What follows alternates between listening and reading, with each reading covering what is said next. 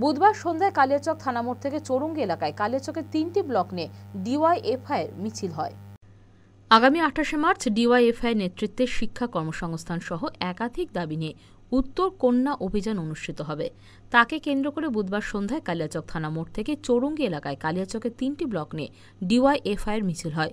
উপস্থিত ছিলেন ডিওয়াইএফআই এর রাজ্য সম্পাদক মীনাক্ষী মুখার্জি সহ জেলা ও ব্লক ডিওয়াইএফআই নেতৃত্ব।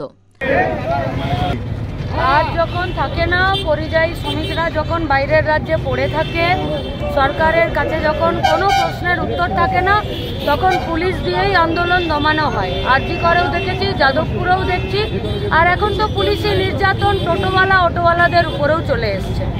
ফলত মানুষ সোচ্চার হচ্ছে। মানুষকে সাথে নিয়েই 28শে মার্চ উত্তরকন্যাতে যাওয়া হবে। স্থায়ী কাজ, নেশার বিরুদ্ধে, জমি মাফিয়াদের বিরুদ্ধে এবং গোটা রাজ্য জুড়ে যে প্রাকৃতিক সম্পদের লুট হচ্ছে, সেই লুট বন্ধের জন্য। মালদা টুডে।